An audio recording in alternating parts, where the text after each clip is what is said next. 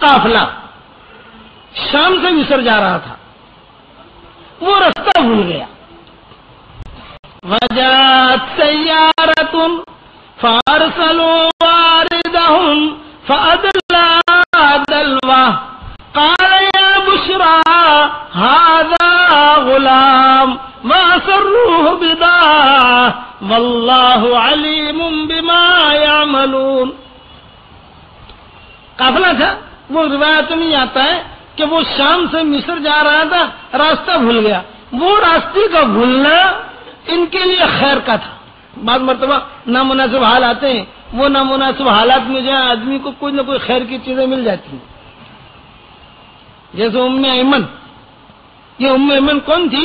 جب ابرہا آیا تھا بیت اللہ گرانے کے لیے اور سب بھاگے تھے، تو وہ ابرہا کے ساتھ وہ چھوٹی بچی باندھی ہوئی جو ہوتی تھی، وہ بچی تھی. وہ جب بھاگے ہیں ابرہا وغیرہ تھی، بچی رہ گئی وہاں. یعنی جیسے ہارے تو وہ لوگ بھاگے، جب بھاگے یہ بچی بیچاری رہ گئی. اب یہ بڑی ہوئی ہوتے یہ حضور صلی اللہ علیہ وسلم کے خاندان میں غلام باندھی بن کر آئی اور حضور کے ساتھ ہی رہنے لگی. یہاں تک کہ حضرت زید کے ساتھ ان کا نکاح ہو گیا، اسامہ پیدا ہوئے. اتنی سیدھی سادی عورت تھی تو سلام کرنا بھی نہیں آتا تھا ان سے. حضور کہتے تھے کہ سلام مت کر، ام ایمن سے کہتے تھے. یہ گھر میں آیا نا سلام اللہ علیکم ایسا بولتی تھی، سلام اللہ. دیہات کی رہنے والی. تو وہ کہتے تھے بس بس بس بس بس بس. وہ کہتے ذرا ہم سمجھ گئے، سلام مت کرو ہم کو.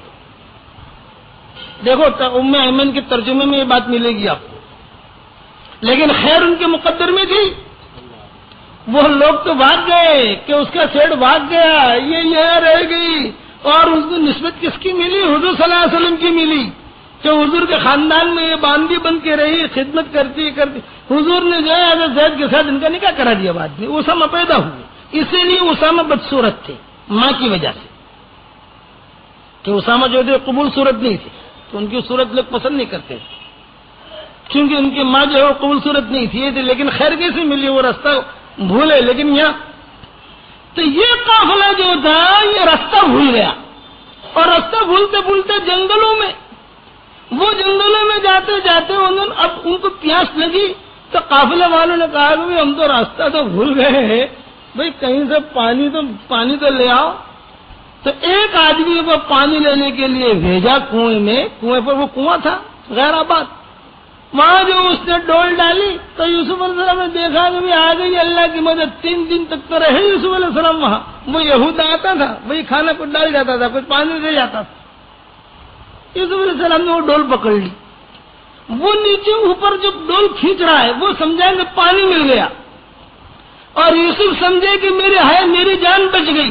اچھا اس کو پتا نہیں کہ لڑکا آ رہا ہے، اور ان کو پتا نہیں کہ کون مجھے کھینچ رہا ہے. سب غافل ایک دوسرے سے. اور جہاں وہ اوپر آیا تو حضرت یوسف علیہ السلام جو وہ تو کھٹ سے اب دیکھا کہ وہ خوبصورت لڑکا. تو کھٹ سے اس نے زور سے کہا یا بشرا ھذا غلام. ایک روایت میں یہ کہ یہ بشرا جو ہے کسی کا نام تھا اس قافلے میں، کوئی بڑا آدمی ہوگا تو اس کا کہا ارے او بشرا بشرا بشرا، یہ تو لڑکا ملا.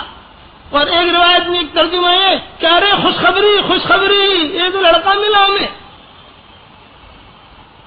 اب قافلے والوں نے چھپا دیا ہے، اور اللہ کہتے ہیں یوسف کے ساتھ یہ جو کچھ بھی کر رہے ہوں، یوسف نامناسب حالات سے گزر رہے ہیں.